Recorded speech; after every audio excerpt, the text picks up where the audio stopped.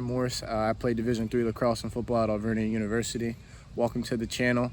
I mainly just wanted to make this channel to spread appreciation throughout Division III athletics, show love to all other athletes, to say thank you for the athletes that came before me, and just provide insight and information for athletes that may come after me.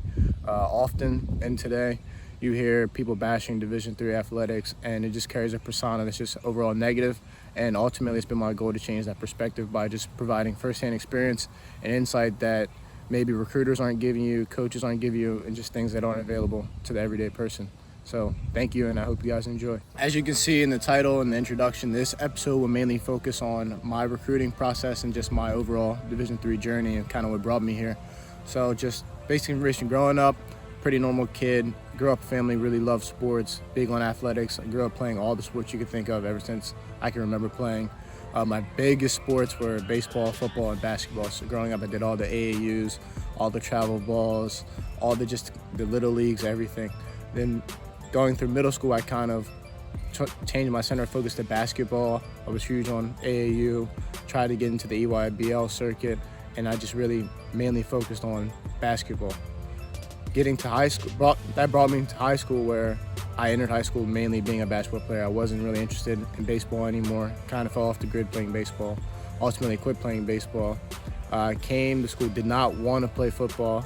Ironically as it is, my dad had to force me to Winnie Hot General. He made me join the freshman football team. My freshman year is when I really found my love for football and lacrosse. Luckily, I came into a program where they had coaches that really instilled my passion for the game again. I was fortunate enough to have coaches that made me love the game again. I was extremely undersized.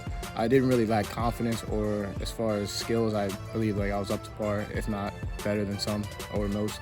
But when it came to size and physicality, that was really where I was lacking in that department. Ended my freshman campaign on the JV level for football, basketball, and lacrosse. That just brought me into the summer of my freshman year, where I really tried to place a point of emphasis on gaining weight, getting bigger, getting more physical. That way I can kind of appear on more people's radars. So going into my sophomore year, basically the summer of my freshman year, I really, like I said, I put a point of emphasis on gaining weight. I began to email coaches, just sending out film of myself, just introducing myself, just kind of trying to put my foot in the door to get on other people's radars. This is when I began to go to prospect camps and go to combines, where you kind of just showcase your skills in front of a bunch of coaches and other athletes.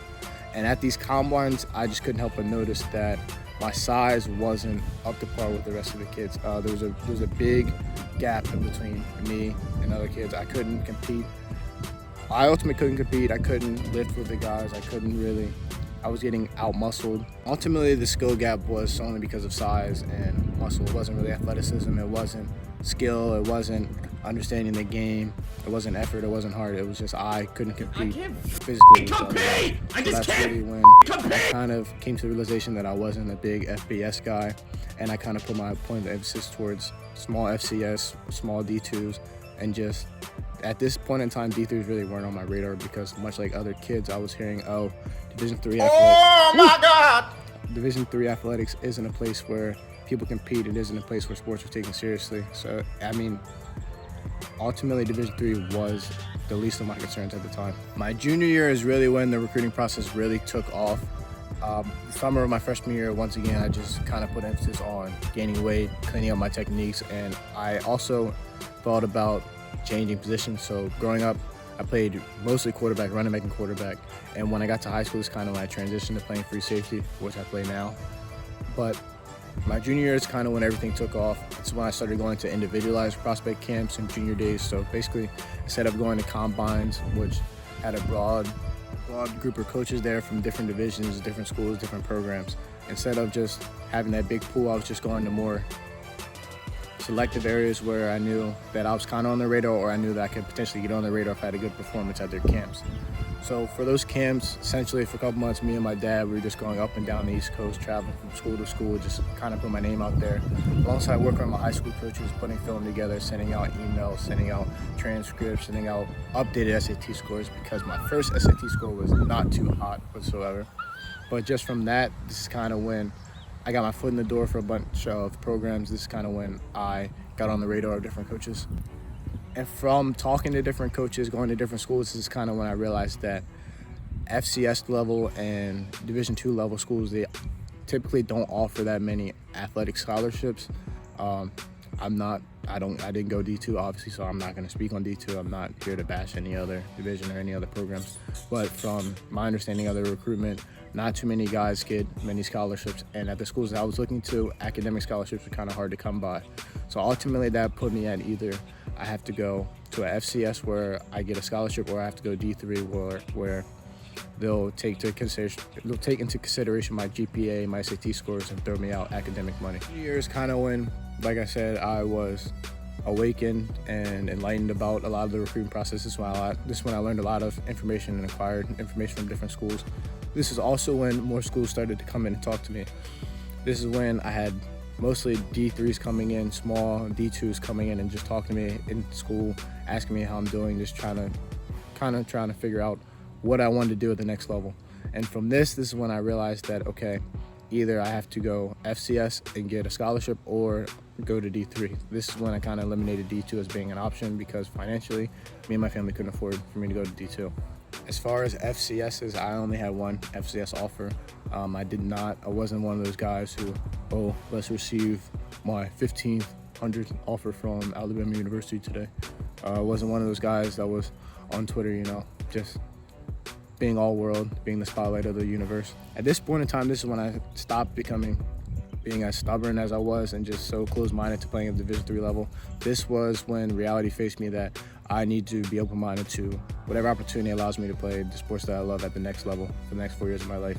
This is kind of when I just reflected with my family, just kind of spoke with them, and we all agreed that the time that I have is the time that I have, and once I'm not able to compete anymore, that time I can't ever get back.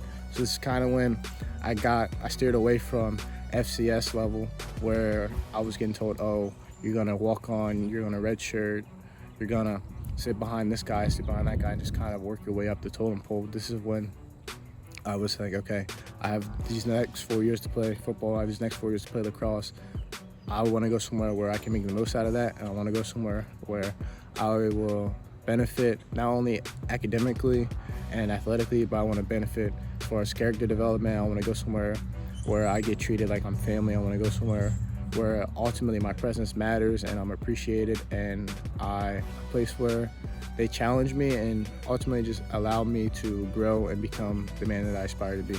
So at this point in time, this is when, like I said, I was really looking to go D3. This is when I was responding to emails that I got. I was calling coaches, I was texting coaches, just trying to schedule visits, schedule overnights, and just go through the recruiting process to figure out ultimately where I wanted to land.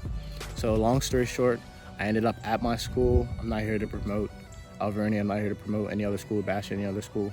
I'm just here to encourage everyone to be open-minded and just ultimately find the place where you best fit.